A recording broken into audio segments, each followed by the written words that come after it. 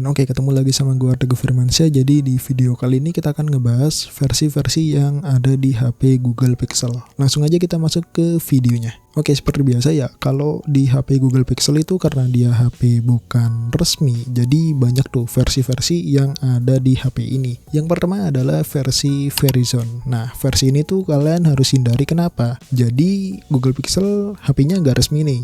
Otomatis untuk soal sinyal itu juga harus waspada gitu. Kenapa kalian harus hindari versi Verizon? Yang pertama itu versi Verizon gak bakalan bisa di rewrite. Nih di bagian buka kunci OM-nya itu dia gak bakalan bisa di checklist, maksudnya gak bakal bisa dibuka. Alhasil kalau emailnya keblokir atau sinyalnya keblokir itu gak bakal bisa dipakai. Jadi HP-nya WiFi only ya kayak gitu. Tapi ada caranya. Kalau kalian tetap ingin pakai sinyal di versi Verizon yang keblokir, nah itu caranya gampang banget. Kalian tinggal beli aja kartu SIM yang udah, maksudnya kartu SIM yang support roaming di Indonesia.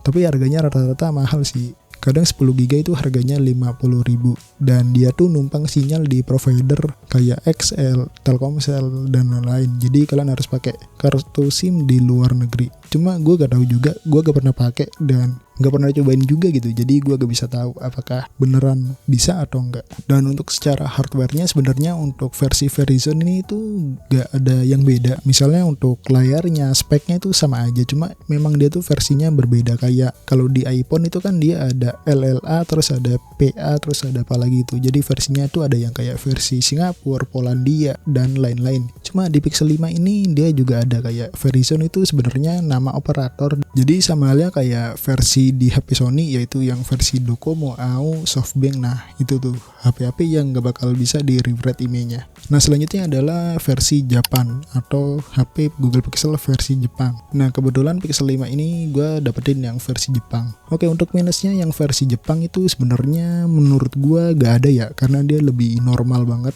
Ya normal-normal aja gitu. Kita bisa root HP kita bisa aktifin juga sinyal di HP kita karena HP yang masuk Google Pixel Japan itu bisa di root. Dan di bagian stylannya juga dia udah ter-unlock, maksudnya kalian bisa unlock OM-nya atau unlock bootloader-nya, jadi bakalan lebih aman lagi kalau kita pakai email rewrite. Nah di sini untuk minus yang baru gue dapetin kalau kita versi Japan adalah paling cuma satu, bakalan muncul kayak aplikasi Osaifu ini, nggak tahu aplikasi apa gitu. Jadi ini aplikasi Jepang dan nggak bisa di-uninstall gitu. Terus yang kedua adalah di bagian kamera, kalau kita ngefoto ya atau ngejepret gitu, kalau kita ngefoto, nah nanti bakalan muncul suara cekrek gitu.